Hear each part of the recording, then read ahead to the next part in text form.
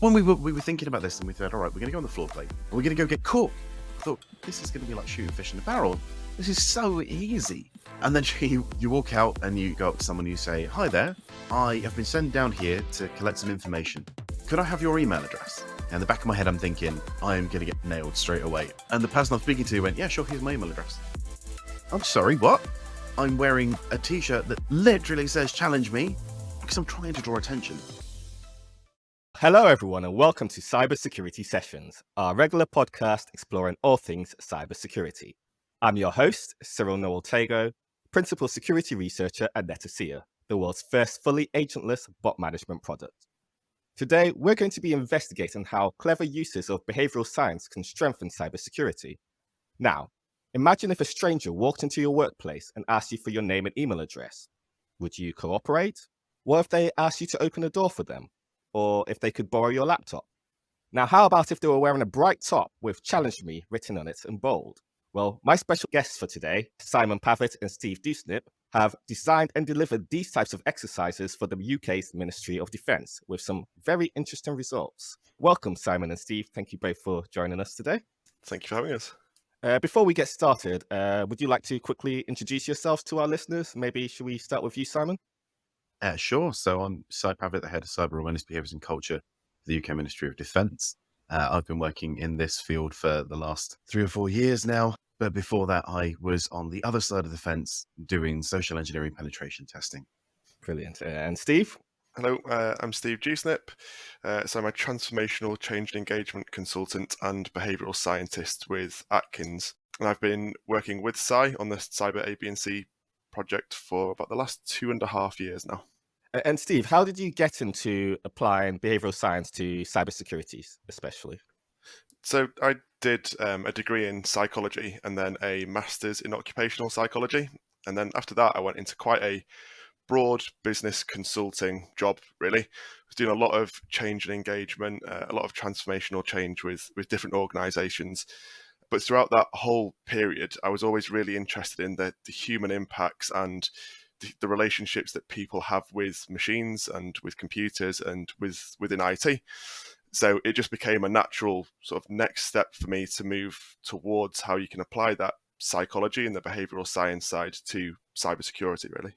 And Simon, what about you? How do you kind of swap sides, as it were? Oh, wow, that's really interesting. So I think that I've been doing the behavioral science thing for a long time in a lot of different formats across my military career and my civilian career as a civil servant in the Ministry of Defence. I really wanted to engage in the people element of cyber. I'm fascinated by that aspect of influence, mainly through the things that I've done as a soldier. And the various things that I did there were about influencing people to make certain decisions. And if I can influence people to make a certain decision, then we can get some kind of operational advantage. Now, there is no better tool on earth to do that than IT. IT influences and pervades everything that we do. It's technology is always within reach nowadays. So if we can use that as an influence vector, we can get someone to do something that they might not have necessarily chosen to do were they fully informed. And that's fantastic. It's really interesting. And if we do that ethically, we can test that ourselves. As we know, social engineering pen testing is enormously valuable. The conversion from being an SC pen tester, the kind of person that sees whether or not these things are possible, into the mitigation side is because I'd spent a long time pointing at holes and saying, there's something wrong there. You should do something about that. And, oh, well, you'd be really good if you did something about this. When the pandemic hit and field work fell off the radar as something we really couldn't do, it was a perfect opportunity to switch fire into, okay, well, how can I patch these holes? How can I do something to help remediate human behavior, those risky behaviors? And that tied up perfectly with the research I'd done to date, some postgrad research, to steer towards making effective decisions. How do we get people to make better decisions? How do we make them more alert to the risk landscape? And then how do we look at the behavioral factors behind that, whether they're conscious or unconscious, and tweak those levers to drive people towards the most secure behaviors? I guess, Si, why is behavioral science so important for security at the Ministry of Defence? Well, I think there's a really clear answer to this. Every computer has at least one person attached to it. And I think that on average, you're probably looking at 2 people for every computer. because someone's got to use the thing. It exists for a usage reason, and someone has to do the other side of it. Someone has to look after that equipment. So it absolutely imprecise, and it's just kind of a hypothetical. But if there are roughly 2 people for every computer, then there are 2 ways into every computer that don't touch the keyboard at all. You can use the people as the influence lever. And people make decisions in a different way than machines. People engage with information in a really different way. So you can shape that landscape, shape the way that the person interacts with the machine, and then get them to make decisions that are fundamentally risky and expose vulnerability. So if there are 2 vectors for attack, that means there's 2 vectors to try and get the platform much more secure.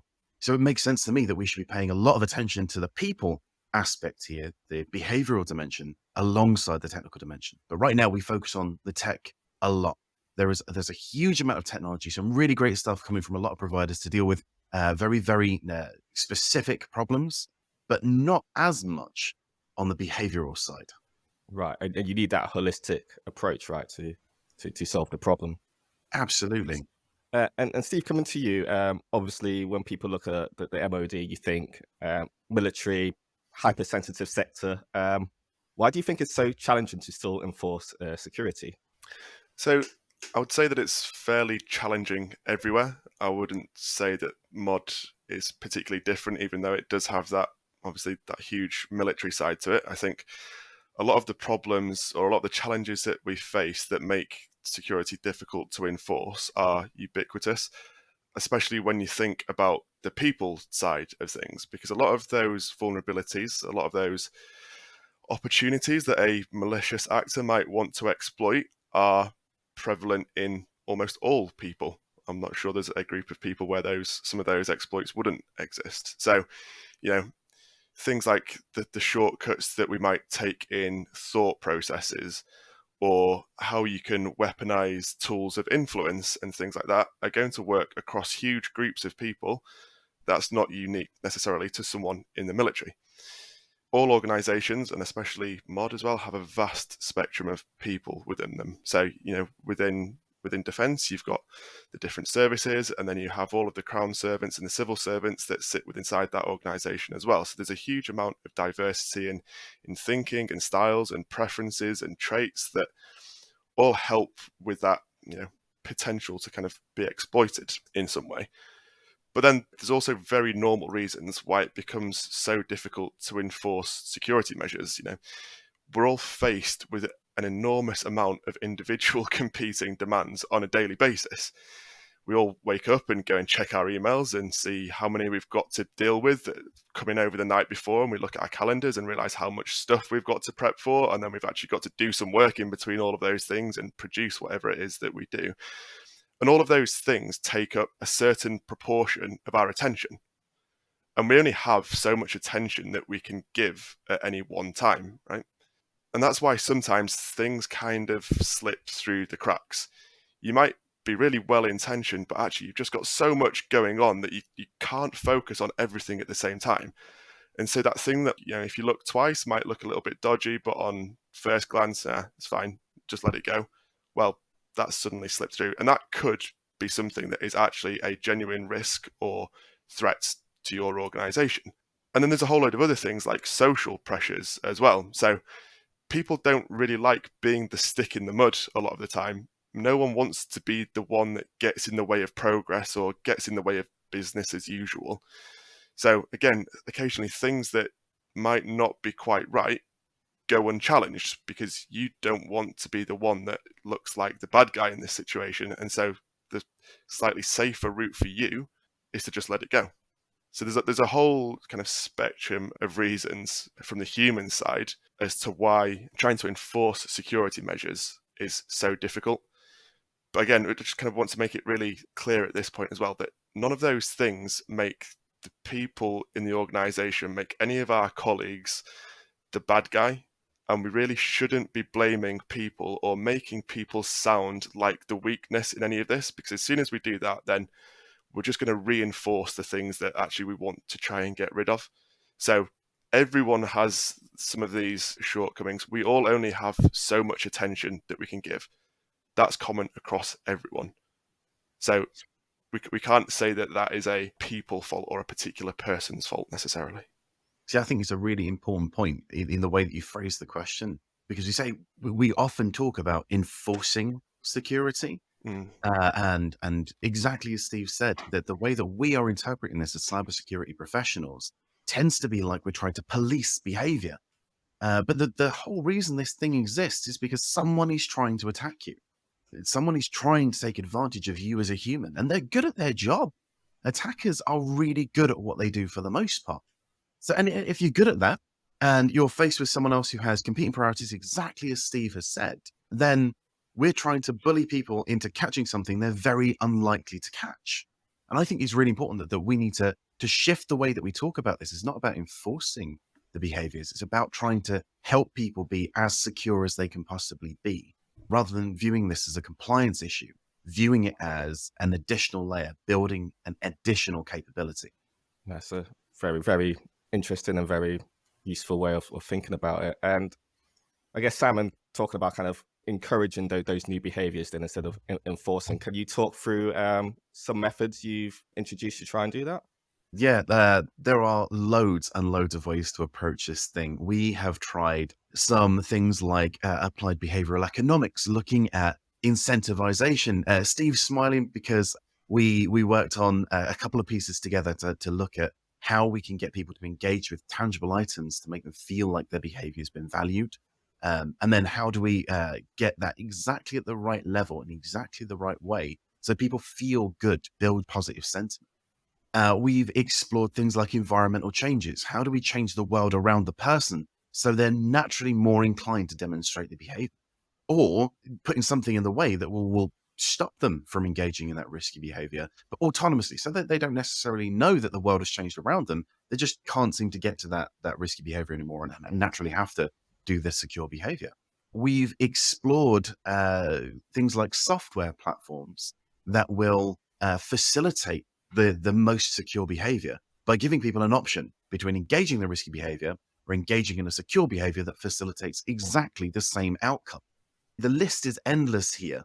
And it all comes back to exactly what Steve said, finding those different angles, different things that are happening that are inhibiting the behavior we want to see. Perhaps there's a lack of capability to perform any given task. So let's give people the capability. If the reason that people are plugging in unauthorized USB devices is because they simply don't have enough authorized headsets, let's go buy some headsets and give them those headsets, because now they do have all the tools they need and suddenly the behavior disappears. We might want to influence motivation. And one of the best techniques for influencing motivation is looking at the way that people interpret language. How do people understand and engage with a simple concept? We've done things like built a physical escape room. We've got some online games that have gone really well. Some capture the flags that help people understand their digital footprint. Where are their exploitabilities online? All of these things come at the problem from various angles, and almost I would be bold enough to say, never tell anyone they're doing something wrong. We don't tell people they are making mistakes. We try and focus on the positive. We direct them towards the next most secure behavior. It's really a bottomless pit. There are so many fun things you can do.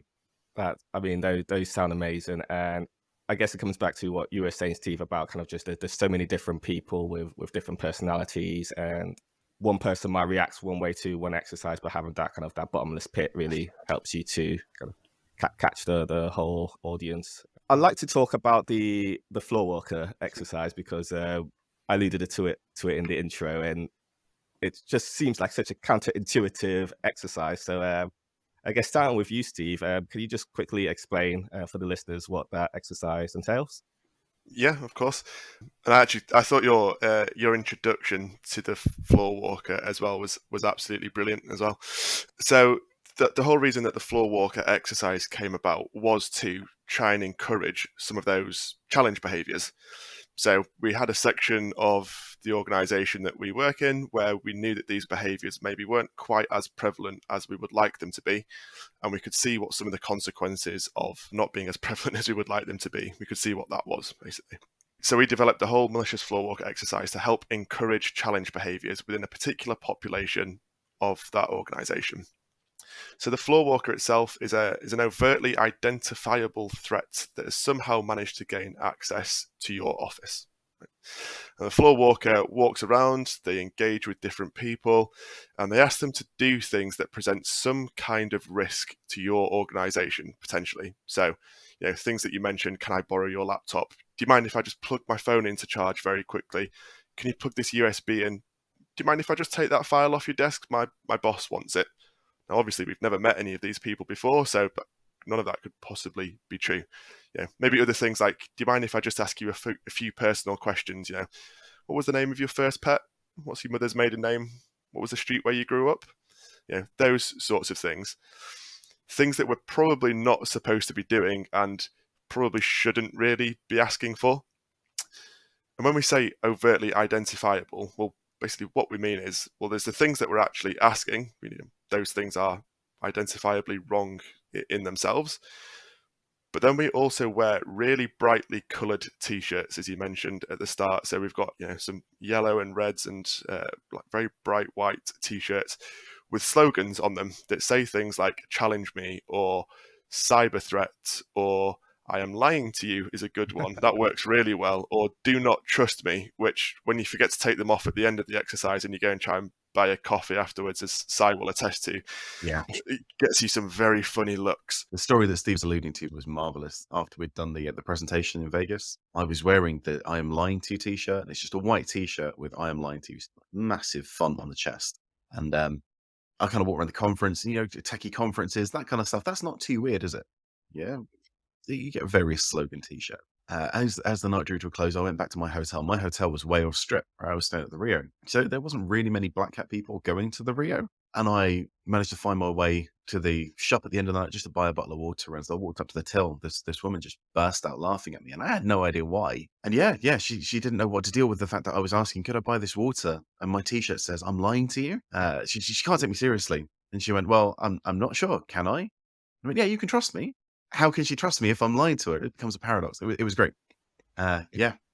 So, But I suppose that in itself, though, Si, proves one of the principles of the exercise, isn't it? Because we're, obviously in that context, we're not talking about cybersecurity. I suppose you might be talking about fraud or theft or something. Yeah. But you gave the lady on the till enough red flags to say that this person is probably dodgy. Can I do the thing that they want me to do? And that exact principle is what we're trying to do when we go into someone's office, albeit from a cyber or physical security perspective.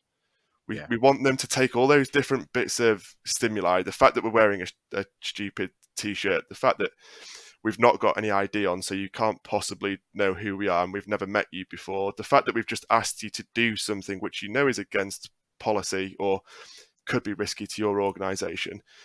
We want you to take all of those things that individually you might kind of just let slide. Maybe you can, or maybe IT can go and help you or something. And we want you to call us out on it. We want you to raise that challenge because we don't really always get the opportunity to practice those kinds of behaviors until it's a real situation. And then as soon as it becomes a real situation, there's a whole bunch of other social pressures that you've got to deal with because you're now actually responsible for security.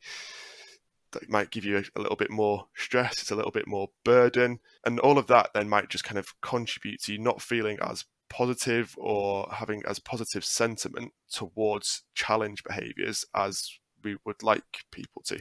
So we do it in that weird, light-hearted, novel way. At times, Si and I might look a little bit daft, but that really helps because it engages people.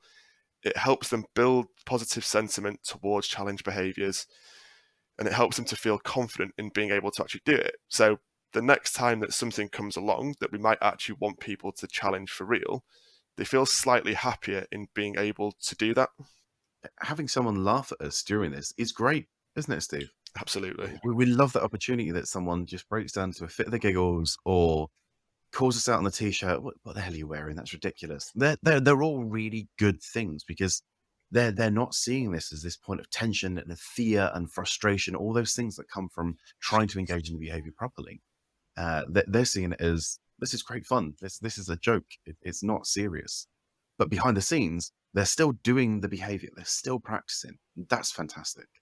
Bot attacks are becoming more frequent, more time-consuming to stop, and cause untold damage to your brand. Thankfully, Netacea bot management detects up to 6 times more threats and stops bots automatically. Block more bad bots. Go to netacea.com.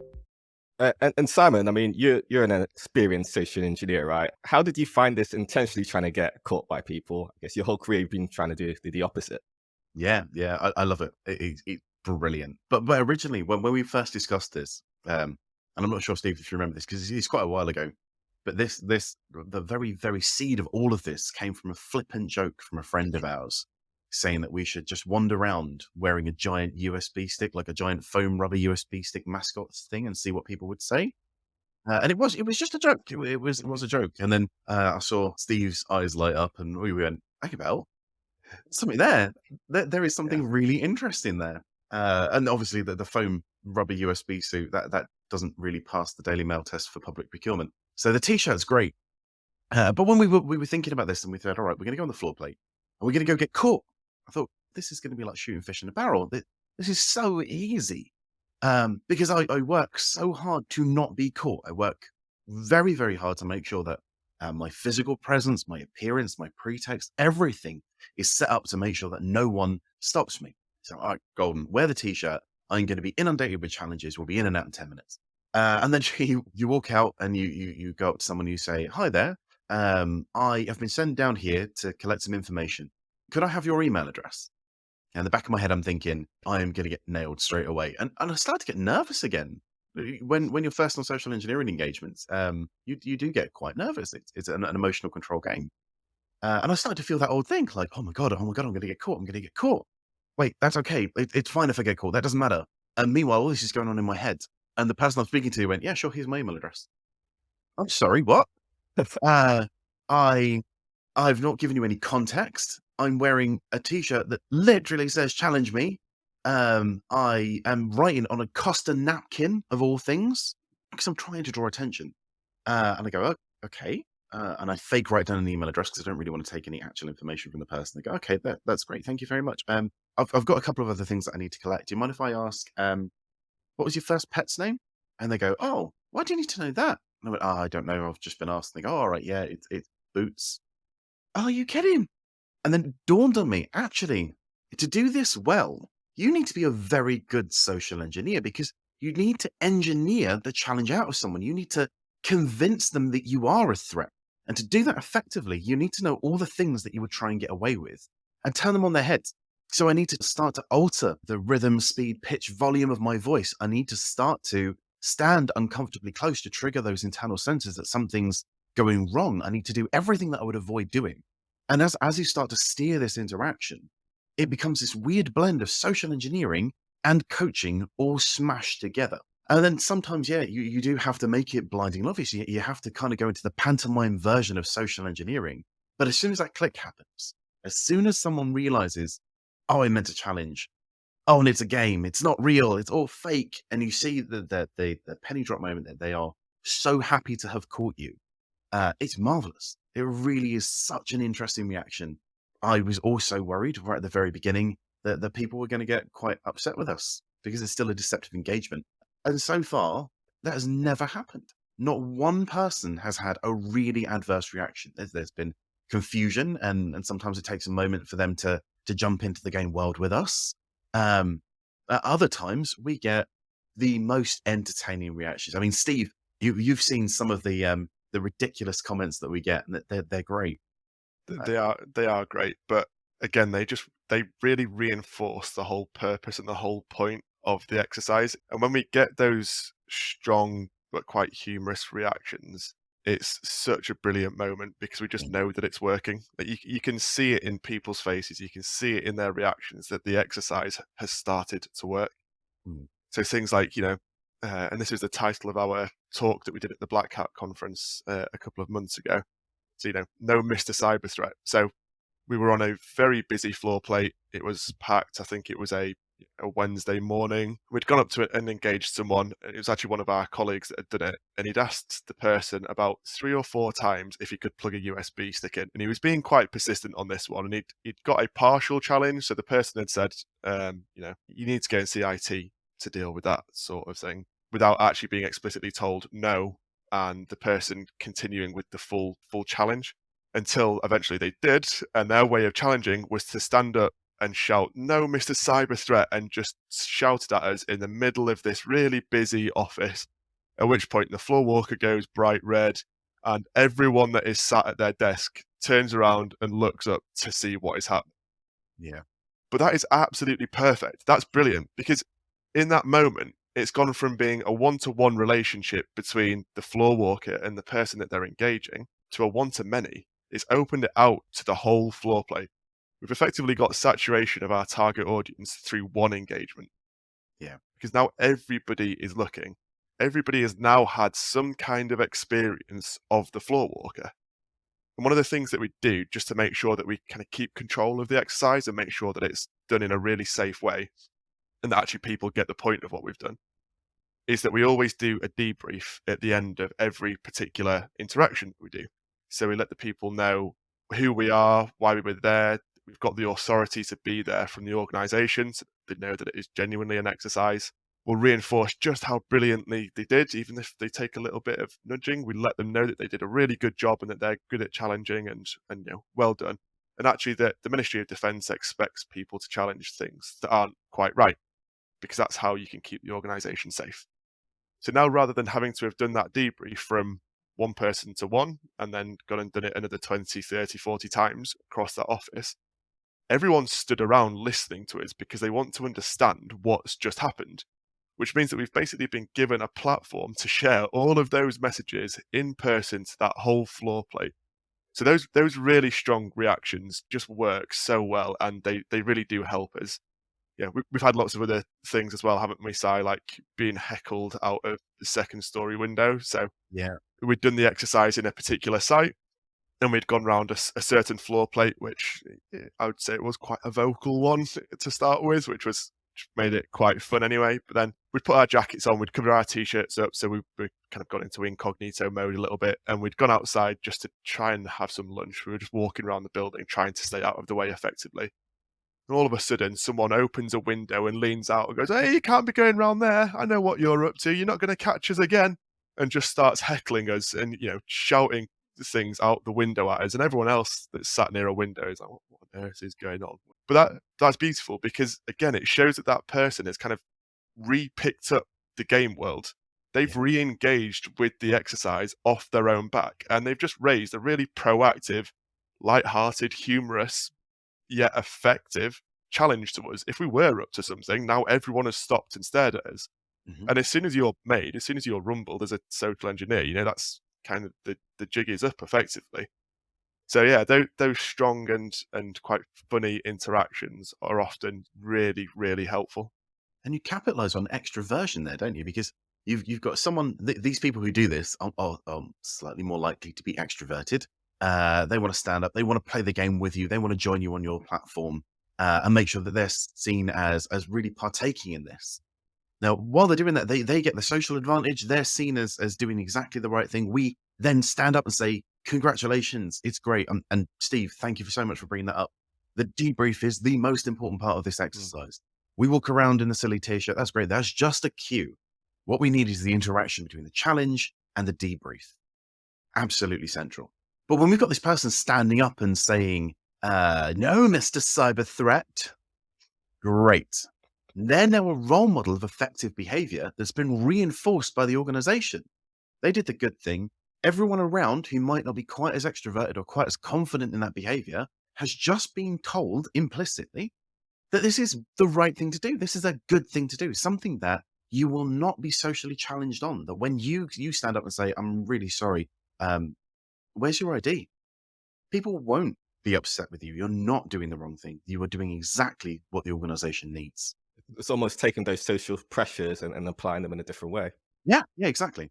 I mean, listen to you kind of these stories. It's obviously been a successful program, but I guess at the start, getting buy-in for that, how difficult was that? It was interesting, right? Yeah, very, very. Defense is a big organization. Okay, we've got, I say it regularly, 244,000 people in the organization, but really we're dealing with the layer of people behind those as well. So our target audience is around 3 million people in the country. Oh, wow. An organization that big does not move quickly.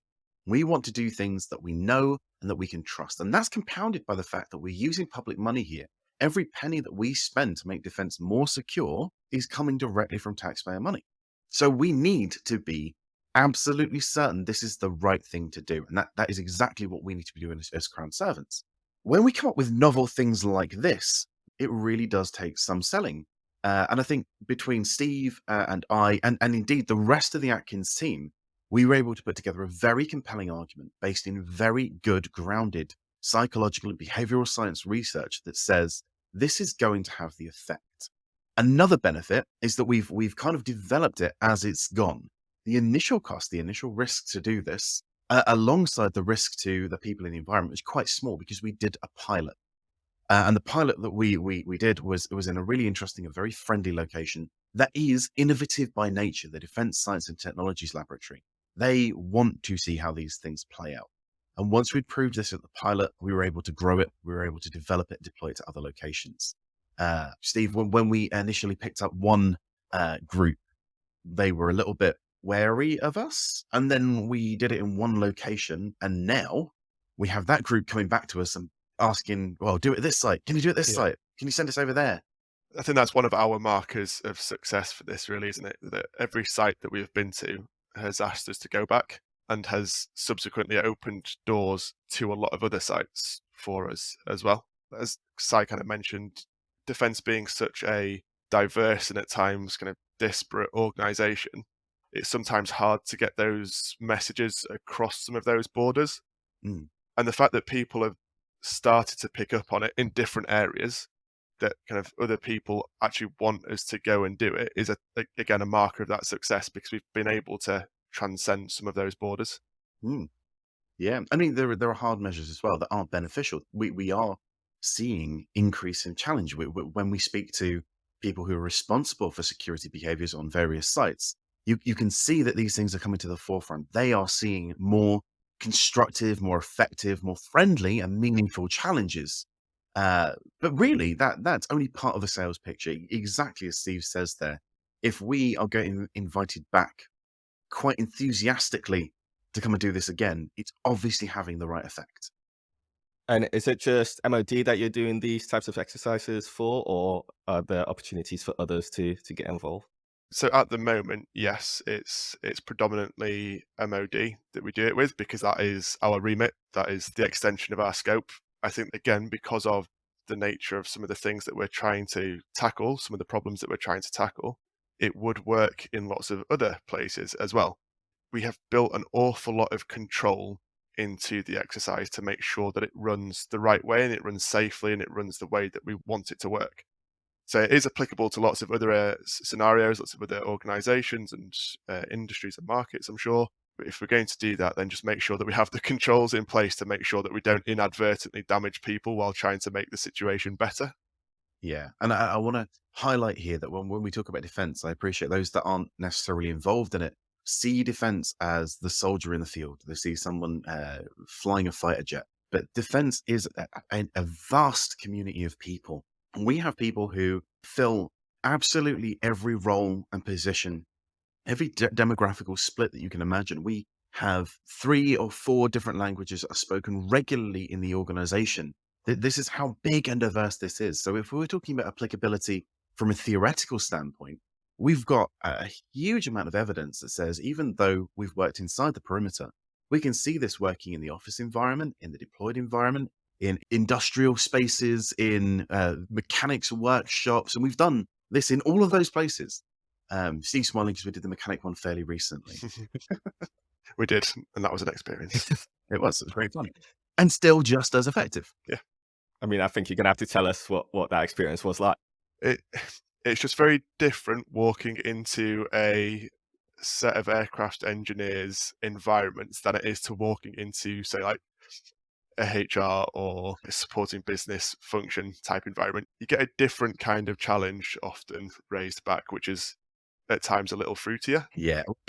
but nonetheless interesting and valuable and fun.